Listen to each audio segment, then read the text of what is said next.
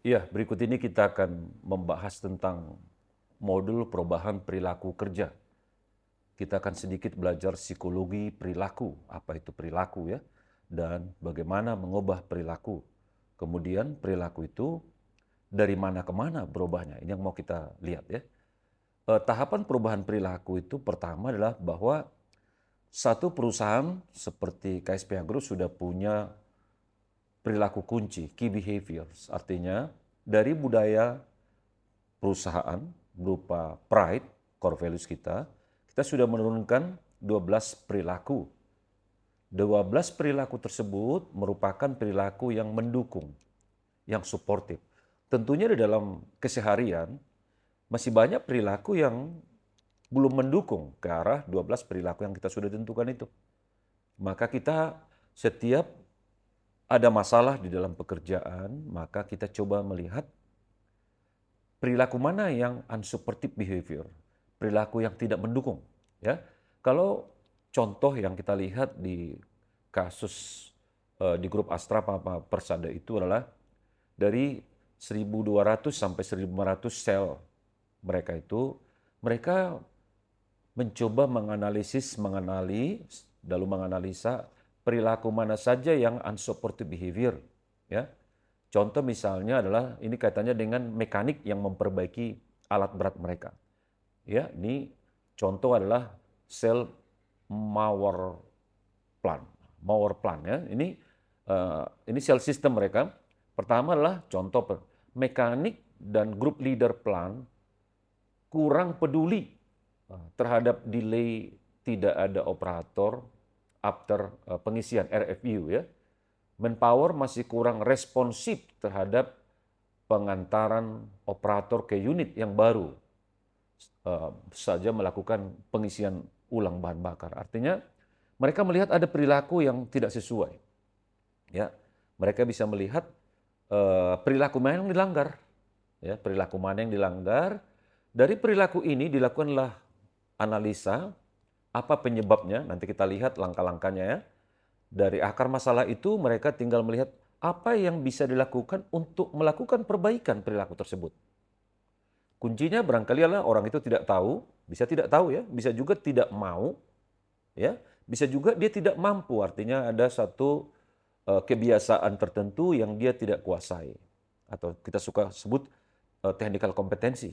Nah, kemudian kita coba lihat adalah kalau suatu unsupportive behavior, perilaku yang dilanggar atau yang tidak sesuai itu sudah dilakukan perbaikan, di ujung-ujung kita bisa melihat bahwa ada perubahan perilaku tersebut menjadi supportive behavior. Nanti kita lihat contohnya ya dalamnya. Nah, apa yang dilakukan pertama dari perilaku yang mereka lihat tidak mendukung kepada core values atau key behavior mereka, mereka melakukan di dalam treatment mereka lah orang yang melakukan pelanggaran perilaku tersebut harus dibukakan cara berpikirnya, mindsetnya. Karena segala sesuatu dia sadar seperti apa caranya dia bekerja, seperti apa seharusnya. Dan supaya menjadi perilaku yang suportif, maka yang pertama dirubah adalah paradigma, mindset, cara berpikirnya. Mungkin ada orang yang berpikir cara bekerja dia itu sudah paling benar. Jangan-jangan dalam situasi yang baru atau lokasi yang baru, mindset itu atau cara bekerja itu tidak sama. Ya, itulah kenapa lebih dulu paradigm shift. Kemudian adalah dia melihat contoh, lead by role model. Ya, dia melihat contoh yang benar seperti apa, lalu dia meniru. Berarti ada role modelnya. Misalnya kalau contoh mekanik tadi, ada mekanik-mekanik yang menjadi panutan atau role model. Dari sini kemudian adalah dia mencoba melakukan perbaikan-perbaikan, try and error. Coba mungkin gagal, coba gagal, coba lama-lama perilaku itu menjadi berhasil. Nah, dari sana kalau perilakunya sudah berubah, diharapkan dia mendapatkan benefit, manfaat, get the benefit. Dia merasakan ada benefitnya bagi saya. Maka kalau ada manfaatnya bagi dia, kita berharap dia sudah melakukan behavior change. Perilakunya sudah berubah. Kenapa berubah? Karena dia merasa dia dimudahkan dengan melakukan itu. Dari sana baru kita membuat perilaku yang normal, perilaku normal, normal group ini tentunya menghasilkan yang disebut sebagai SOP. Artinya berperilaku yang benar atau yang baru di tempat tersebut adalah cara-cara tersebut. Nah, dengan begitu dari unsupportive behavior, perilaku yang tidak mendukung terhadap uh, perilaku kunci, ya, key behavior itu sekarang menjadi mendukung, supportive behavior. Jadi contoh misalnya tadi mekanik tadi ya, group leader. Sekarang sesudah dilakukan perbaikan-perbaikan, ternyata apa yang terjadi? Mekanik plan sudah mau dan konsisten dalam melakukan pelaporan. Ya, kemudian mekanik dan group leader ya plan sudah peduli terhadap delay no operator. Jadi artinya sudah ada kepedulian di dalamnya. Kemudian manpower ya, plan OB cepat tanggap. Ini tadi ketika terjadi perilaku unsupportive behavior adalah komunikasi dispatcher masih kurang baik. Ya, jadi dispatcher di dalam pertambangan itu adalah jembatan koordinasi antara plan, ya, kemudian MIO dan operation di dalamnya. Nah, artinya sudah ada komunikasi terjalin dengan baik, ya, sudah cepat tanggap. Dari komunikasi kurang, ya, sekarang komunikasi sudah baik, sudah terjalin baik. Nah, mengubah perilaku inilah yang kita sebut sebagai perubahan atau modifikasi perilaku. Karena kalau kita bekerja semuanya nggak jauh, 80% permasalahan adalah perilakunya tidak sesuai. Ya, mungkin terjadi masalah karena teknologinya kurang, penguasaan prosesnya kurang, tapi yang utama semuanya 80% penyebab masalah adalah perilaku. Ya, itulah kenapa penting kita mengubah perilaku. Sekarang, apa dampaknya kalau perubahan perilaku terjadi? Orang mulai kerjasama, bersama, togetherness, ini stage pertama. Kemudian lingkungan kerjanya makin positif. Karena lingkungan kerjanya makin positif, saling mendukung, maka mereka lebih produktif. Hasilnya, outputnya lebih bagus. Ya, dari output yang lebih bagus, maka citra unit kerjanya, citra perusahaannya naik, dan ini menyebabkan engagement. Kenapa? Dengan produktivitas bagus, pendapatan perusahaan lebih baik, tentunya mereka bisa berdampak terhadap pendapatan si karyawan melalui insentif atau bonus atau kenaikan gaji di tahun berikutnya. Nah, inilah satu proses-proses yang saling berpengaruh. Kalau engagement atau keterlibatan untuk memperbaiki perilaku itu makin bagus, tentunya kerjasamanya, sinerginya, togetherness-nya makin tinggi. Nah, kalau begitu, apa yang menjadi inti dalam kita melakukan FCS, Faster Cell System? Yang jadi fokus adalah perubahan perilaku, behavior improvement. Tentunya kalau kita melakukan CIC, SS, fokusnya pada quality improvement. Nah, sekarang apa itu perilaku kerja? Perilaku adalah perbuatan, tindakan, perkataan seseorang yang sifatnya dapat diamati, digambarkan, dan dicatat oleh orang lain ataupun orang yang melakukannya. Misalnya dia melakukan pemanenan, maka perilaku pemanenan ini bisa dilihat. Seperti apa yang benar, seperti apa seharusnya. Lalu antara yang seharusnya yang jadi standar atau SOP dengan perilaku yang dilakukan seperti apa. Itulah simpangan perilaku. Nah, perilaku itu sendiri sebenarnya kalau kita lihat rumusan dasarnya terdiri dari 3 hal. Pengetahuan atau knowledge, kemudian sikap atau attitude, atau juga suka disebut motivasi, kemudian keterampilan atau skill. Jadi kalau kita lihat di situ ada kompetensi, itu gabungan antara pengetahuan saya dan keterampilan saya, dia kompeten. Yang disebut kompetensi, dia tahu, dia mampu. Kemudian antara pengetahuan dan sikap atau motivasi disebut percaya diri, confident. Antara kompetensi, ya, antara keterampilan, skill, dengan sikap disebut komitmen. Nah, kalau orang kompetensinya tinggi, percaya dirinya, konfidensinya tinggi, komitmennya tinggi, maka sinergi akan membentuk suatu perilaku yang positif. Nah, perilaku itu bisa kita lihat dalam beberapa dimensi. Pertama, fisik. Bisa diamati, digambarkan, dicatat, ya, bisa dilihat perilakunya seperti orang main basket, teman badminton, bisa dicatat tuh waktu main bola, berapa kali dia tendangan ke gawang, berapa kali dia mensuplai kepada teman. Kemudian dimensi ruang, suatu perilaku mempunyai dampak kepada lingkungan fisik atau sosial di mana perilaku terjadi. Satu orang nguap, yang lain nguap, itu pengaruh dimensi ruang. Lalu ada dimensi waktu. Suatu perilaku mempunyai kaitan dengan masa lampau maupun masa yang akan datang. Nah, kemudian perilaku bisa nggak berubah? Tentunya bisa. Karena perilaku kalau kita lihat semuanya, 20% itu dari sononya, genetik bawaan.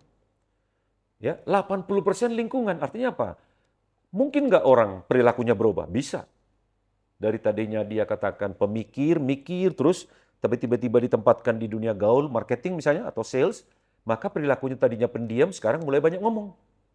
Jadi pengaruh lingkungan, ya itu besar. Oleh sebab itu, apa yang dilakukan untuk mengubah perilaku? Ya lewat intervensi lingkungan, misalnya training, ya merubah lingkungan kerja, memberikan insentif dan segala macam di dalamnya. Nah, perilaku bisa juga kita bagi menjadi yang terbuka, overt, yang nampak, mudah dicatat, atau covert, yang tertutup, yang dipendam di dalamnya. Nah, fokus kita tentunya dalam hal ini adalah perilaku bagaimana dia bekerja. Berarti perilaku itu terbuka, overt di dalamnya. Nah, kita bisa melakukan perbaikan perilaku seperti saya katakan tadi, konsep psikologi mengatakan sangat bisa. Nah, apa itu perbaikan perilaku? Penerapan yang terencana atau sistematik dari prinsip-prinsip belajar. Ada proses belajar yang telah ditetapkan untuk mengubah perilaku maladaptif atau yang tidak sesuai. Jadi kalau tidak sesuai dengan 12 perilaku kunci dari Foster itu, tentunya itu kita sebut perilaku maladaptif atau tadi disebut perilaku tidak sesuai di dalamnya. Nah, jadi apa itu perilaku maladaptif? Perilaku yang tidak sesuai. Perilaku yang mempunyai ciri-ciri apa? Menimbulkan akibat tidak menyenangkan bagi dia maupun lingkungannya, tidak sesuai dengan role, dengan peran, fungsi, lalu kemudian tidak sesuai dengan apa yang menjadi stimulus yang dimunculkan oleh lingkungannya. Ya. Nah, kita harus mengupayakan terjadinya perbaikan atau pengubahan perilaku tersebut tentunya ya. Nah, perilakunya tentunya adalah harus disesuaikan dari tidak sesuai dengan standar yang sudah ada menjadi sesuai dengan standar yang ada atau yang baru di dalamnya. Nah, tentunya kita harus catat sebelumnya dilakukan misalnya training atau coaching counseling seperti apa, sesudah dilakukan seperti apa. Itu yang kemudian dibandingkan perilakunya. Nah, ketika kita mengamati perilaku, kita harus hati-hati, kita harus membedakan perilaku yang kita lihat opini, asumsi, judgment atau penghakiman, fakta dan data. Opini adalah contoh misalnya, mereka tidak produktif, itu hanya pendapat, tidak ada data. Atau asumsi, misalnya dikatakan bahwa pencapaian kinerja tidak tercapai karena mekaniknya tidak bertanggung jawab. Itu asumsi dia. Atau mungkin judgment, rasa tanggung jawab mekanik ya terhadap alat-alat kerja itu sangat rendah. Itu judgment, ya, penghakiman. Nah, tapi yang kita pakai di dalam mengamati perilaku sebelum dan sesudah dilakukan perbaikan adalah minimum fakta.